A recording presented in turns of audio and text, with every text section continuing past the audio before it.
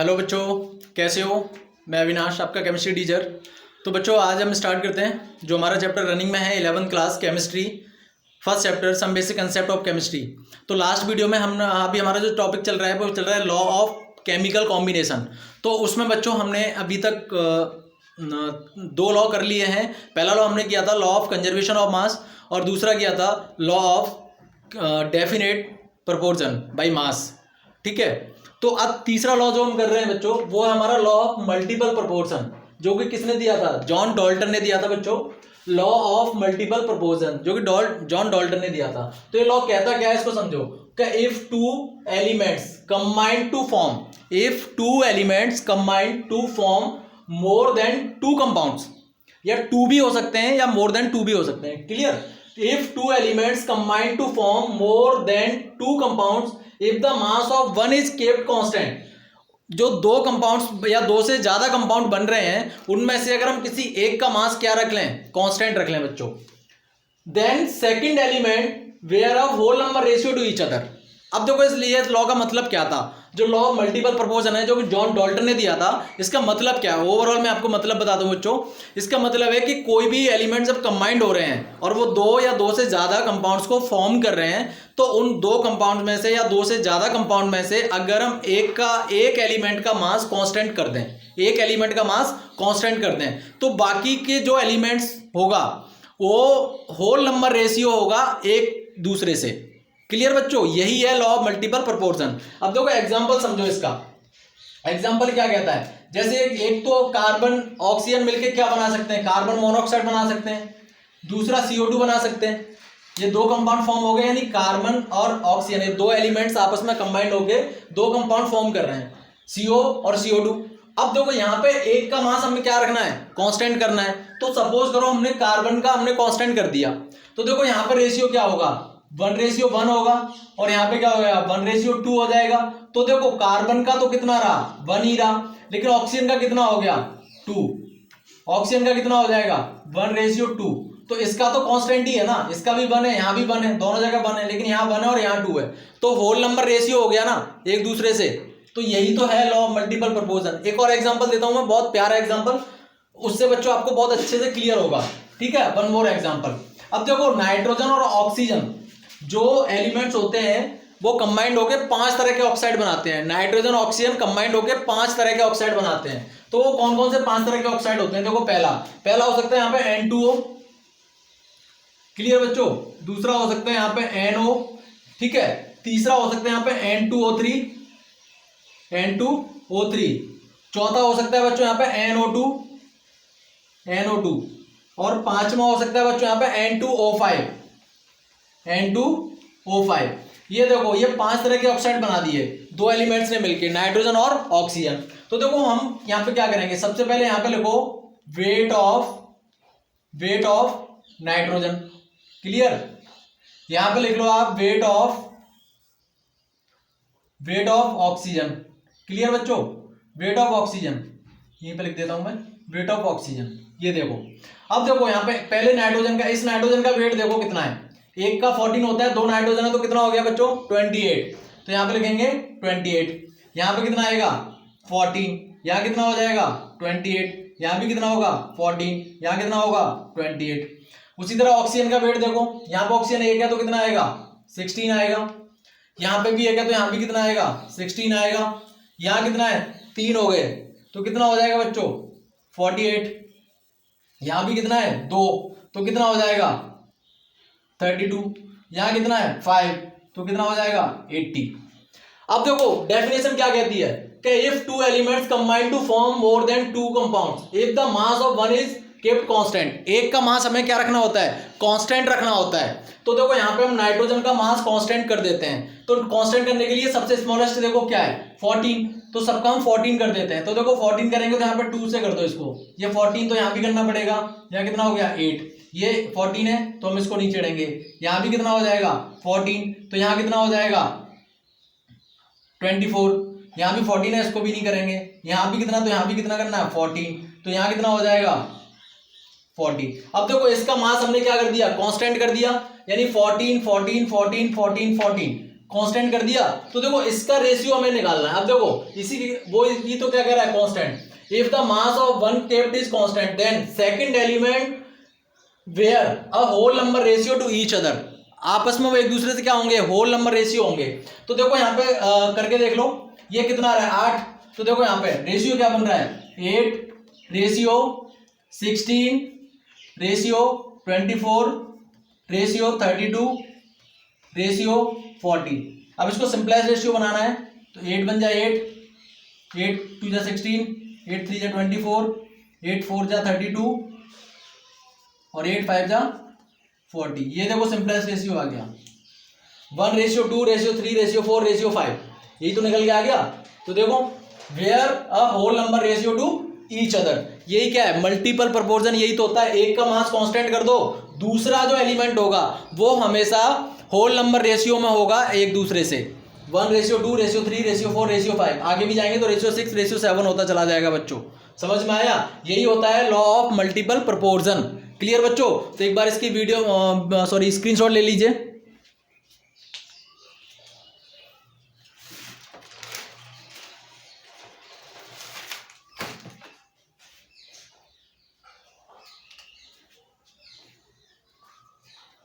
Very good बच्चों।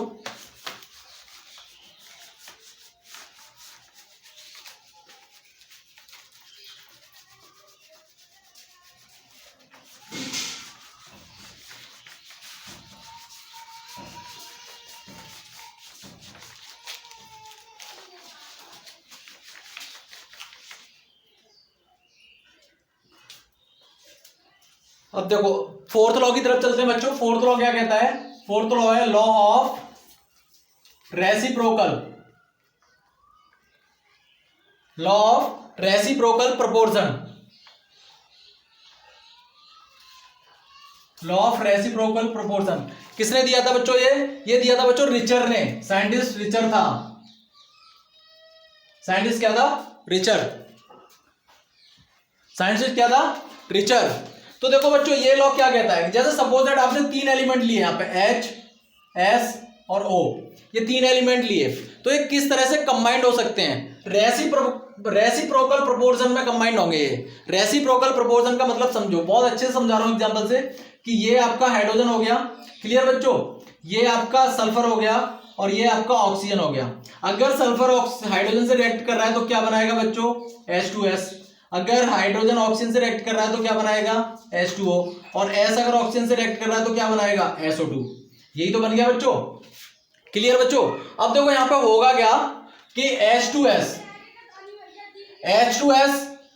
अब देखो यहां पे H2 है मतलब 2, तो H2S बनने के लिए देखो क्या स्टेटमेंट लिखनी पड़ेगी कि 2 gram of hydrogen combined with, किसके साथ कंबाइंड हो रहा है? ये सल्फर के साथ हो रहा है ना।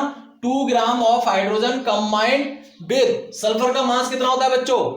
32 ग्राम। तो यानी देखो H2 है और एक हाइड्रोजन का मास कितना होता है? 1, तो 2 हाइड्रोजन का कितना हो गया? 2। तो इसीलिए तो हमने 2 ग्राम लिखा है यहाँ पे। 2 gram of hydrogen combined with 32 gram sulphur, यही तो होगा, तभी तो H2S बन रहा है बच्चों। 2 gram of hydrogen combined with 32 gram sulphur. Clear बच्चों? समझ में आ गया यहाँ पे? तो अगर 2 ग्राम कंबाइंड हो रहा है 32 के साथ, तो देखो 1 ग्राम अगर हाइड्रोजन की बात करें तो कितने के साथ कंबाइंड होगी? 16 ग्राम सल्फर के साथ ही तो होगी। यानी 2 ग्राम हाइड्रोजन कंबाइंड हो रही है किसके साथ? 32 ग्राम सल्फर के साथ। तो 1 ग्राम हाइड्रोजन किसके साथ कंबाइंड होगी? 16 ग्राम सल्फर के साथ। क्लियर होगी ना बात? 2 ग्राम 32 के साथ, तो 1 ग्राम कितने के साथ होगी? 16 के साथ होगी। क्लियर बच्चों? अब उसी तरह हम दूसरे कंपाउंड देखो H2O के लिए, जो H2O बन रहा है, इसके लिए देखो तो H2O के लिए क्या बनेगा बच्चों? H2O के लिए देखो कि 2 ग्राम हाइड्रोजन, अब H2 यहां भी बन रहा है ना, तो 2 ग्राम हाइड्रोजन कंबाइंड विद, अब कितने ग्राम ऑक्सीजन के साथ कंबाइंड हो रही है? 2 ग्राम हाइड्रोजन बच्चों, 16 ग्राम ऑक्सीजन उसी के साथ कंबाइंड हो रही है ना। देखो बच्चों same as H2O, 2 gram hydrogen combined with 16 gram oxygen, यही तो हो रहा है। तो देन फिर 1 ग्राम हाइड्रोजन किसके साथ कंबाइंड होगी? 8 ग्राम ऑक्सीजन। सेम चीज रखनी है। H2S दोबारा समझो, 2 ग्राम H2S बनने के केस में क्या हो रहा है बच्चों? कि 2 ग्राम ऑफ हाइड्रोजन कंबाइंड हो रही है किसके साथ, 32 ग्राम सल्फर के साथ। तो 1 ग्राम हाइड्रोजन किसके साथ कंबाइंड होगी, 16 ग्राम सल्फर के साथ। उसी तरह H2O के केस में क्या हो रहा है बच्चों, H2O के केस में 2 ग्राम हाइड्रोजन कंबाइंड हो रही है किसके साथ, 16 ग्राम ऑक्सीजन के साथ। तो 1 ग्राम हाइड्रोजन कंबाइंड होगी किसके साथ, 8 ग्राम ऑक्सीजन के साथ। क्लियर बच्चों। अब देखो रेशियो यहां पे, अब रेशियो निकालना है आपको, ये S और O का रेशियो निकालना है, रेशियो, अब S और O का रेशियो निकालना है, तो रेशियो S रेशियो O, अब ये निकालना है आपको। तो ये क्या निकलेगा बच्चों, 16:8, यही तो निकलेगा। सल्फर 16, ऑक्सीजन कितना है 8, तो SO2 तो निकालना हमें, तो 16 रेशियो कितना आ गया, 8 आ गया बच्चों। तो ratio S sulphur ratio oxygen कितना है, 16:8। तो मतलब ये कितना बन जाएगा, सिंपलेस्ट करेंगे 2:1 बन जाएगा बच्चों, 2:1। और 2:1 को इसको चाहो तो हम ऐसे भी लिख सकते हैं, सल्फर अपॉन ऑक्सीजन, तो 2/1, यही आ गया निकल के, S/O = 2/1, यही तो बनेगा बच्चों। अब देखो यहाँ पे, अब हम इस वाले की बात कर रहे हैं, रेसिप्रोकल कैसे होंगे, समझो इस चीज को, इस वाले की बात कर रहे हैं। तो यहाँ पे होगा 32 ग्राम सल्फर, 32 ग्राम सल्फर, अब ऑक्सीजन कितने हैं 2, यानी सल्फर का मास कितना होता है 32, और 2 मॉलिक्यूल किसके, ऑक्सीजन के। SO2 के केस की हम बात कर रहे हैं बच्चों, यहाँ पे किसकी बात कर रहे हैं, SO2। तो SO2 के केस में 32 ग्राम सल्फर रिएक्ट कर रहा है किसके साथ, 32 ग्राम ऑक्सीजन के साथ। समझो सल्फर का मास कितना, इस पहले हम यूं गए, फिर हम यूं आए, अब हम यूं जा रहे हैं। तो 32 ग्राम sulphur react with 32 gram oxygen, 32 gram sulphur react with 32 gram oxygen. समझो तो 1 ग्राम कितने के साथ करेगा, 1 ग्राम भी साथ करेगा, 1 ग्राम sulphur react with 1 gram oxygen, क्योंकि इक्वल है मास दोनों का। समझो इस चीज को, क्लियर बच्चों। तो यहाँ पर रेशियो क्या बनेगा, 1:1 बनेगा ना, सल्फर और ऑक्सीजन का रेशियो निकालना है तो क्या बनेगा, 1:1 बनेगा। और चाहो तो हम इसको कैसे लिख सकते हैं, जो इस टर्म में हमने लिखा था अभी, कि S/O कितना करेंगे, 1/1। अब देखो यहाँ पे कितना आ रहा है रेशियो सल्फर का 2, यहाँ ऑक्सीजन कितना आ रहा है 1, यहाँ पे सल्फर का कितना आ रहा है 1, तो हो गया ना एक दूसरे के रेसिप्रोकल। यही तो है लॉ ऑफ रेसिप्रोकल प्रोपोर्शन, जो कि किसने दिया था, रिचर ने। तो यही तो होता है रेसिप्रोकल। अब देखो ये चीजें, देखो ये दोनों रेसिप्रोकल हुए कि नहीं हुए, समझो इस चीज को, दोनों रेसिप्रोकल हो गए ना, तो इसी को तो हम बोलते हैं रेसिप्रोकल प्रोपोर्शन। क्लियर बच्चों, स्क्रीनशॉट ले लीजिए बच्चों इसका भी।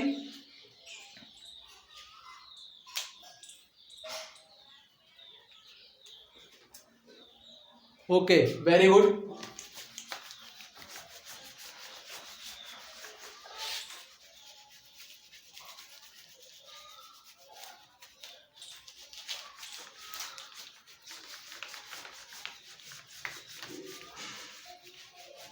अब देखो लास्ट लॉ बचा है आपका केमिकल कॉम्बिनेशन का, लास्ट लॉ है बच्चों, जिसको 5th लॉ जो आपका, ये लास्ट लॉ है, जिसको बोलते हैं Gay Lussac law of combining.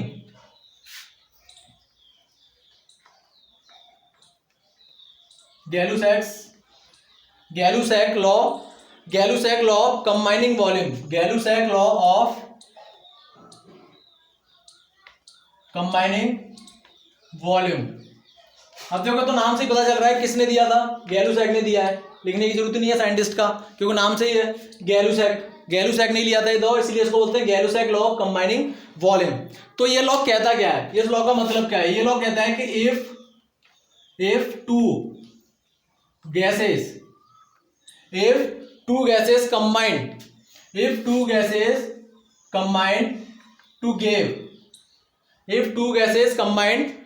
give a third gas,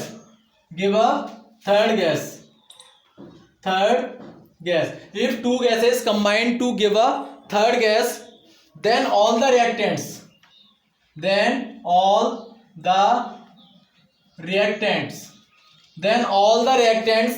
and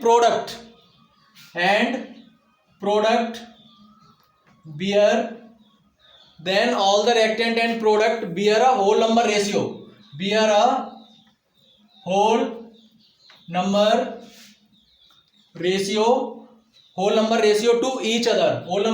to each other, ये कहता है ये लॉ। यानी if two gases combine to give a third gas, then all the reactants and product bear a whole number ratio to each other. अब इसके example समझो। जैसे suppose करो ये हाइड्रोजन और एक मॉलिक्यूल क्लोरीन और इन्होंने मिलके यहाँ पे दे दिया 2 मॉलिक्यूल 2HCl। क्लियर? तो ये यहाँ पे देखो बच्चों, ये कितना हुआ यहाँ पे, ये हुआ 1 वॉल्यूम, ये भी कितना है 1 वॉल्यूम, और यहाँ पे कितना दिया 2 वॉल्यूम। क्लियर बच्चों? यही तो हुआ। तो देखो इसका रेशियो, ये 1 और यहाँ पे रेशियो कितना आ गया 2, यही तो हुआ। तो यहाँ पे ओवरऑल क्या निकला 1:1:2, ये निकल के आया यहाँ पे। ठीक बच्चों? अब actually 1 volume H2, 1 volume Cl2 और यहाँ पे क्या दिया 2 वॉल्यूम HCl। तो if 2 gases combine to give a third gas, अब ये दोनों गैस हैं, H2 भी गैस है, Cl2 भी गैस है, ये कंबाइंड हो गए ना, उन्होंने तीसरी गैस दे दी यहाँ पे HCl।